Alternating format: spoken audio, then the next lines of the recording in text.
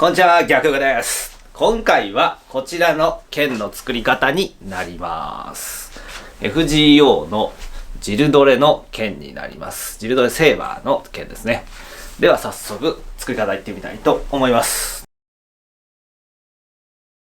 まずはパーツを材料である COS ボードから切り出します。COS ボードとはコスプレ造形によく使われる柔らかいボード素材となってます。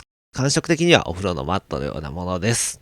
型紙を使ってその形に切り抜いていきます。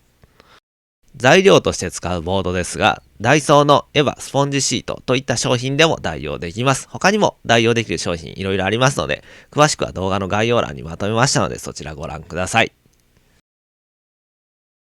まずは刃のパーツを作ります。貼り合わせ面が鋭角になるように端を斜めに切っているところです。このようにして一通りパーツを切り出しました。では切ったパーツを接着していきます。接着には瞬間接着剤と瞬間接着剤硬化スプレー、アルテコスプレープライマーなんていうものを使ってます。これ使うとね、接着が早くなるのでとても便利なグッズです。芯として園芸用の棒を使います。畑に埋まってる緑色の棒ですね。これをペンチで切って使います。ちなみにね、中身は鉄の棒が入ってます。すごく丈夫なんで便利です。ではそれを COS ボードと接着します。接着したものを、刃に貼り付けていって芯として組み立てていっているところですね。グルーガンを使ってどんどん接着していきます。補強にもなりますのでね、グルーガンたっぷり塗っていきます。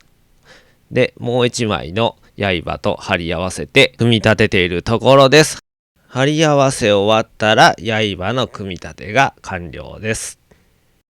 では装飾として薄い COS ボードをペタペタと貼っていきます。1.5mm 厚という薄い COS ボードを使いました。細かい模様がいろいろあるので、ハンダゴテを使って彫っているところです。ハンダゴテで手軽に彫ることができます。隙間をグルーガンで埋めます。グルーガンね、こういう埋めたりとか、そういうのにも使えるんで便利ですよね。で、左右にある装飾部分を COS ボードで作ってるところですね。カッターで大雑把に形を削り出して、ライターで炙って表面を溶かして表面を滑らかにします。で、またハンダゴテで模様を彫っているところですね。針金と COS ボードを使って独特の装飾を作ります。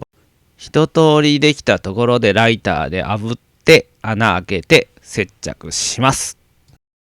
では持ち手を水道パイプで作ります。水道パイプをカットします。そして COS ボードを接着して持ち手を作っていきます。パイプを切るのに使ってたのはパイプカッターっていうもので、水道パイプを切る専用の道具です。なければノコギリとかでも切れますので、お持ちの道具で切っていただければいいかなと思います。グルーガンを使って本体の方へ接着します。中にグルーガン満たして棒の方にもグルーガン塗って差し込みます。最後にグルーガンで模様を描いたら組み立て作業が終わりです。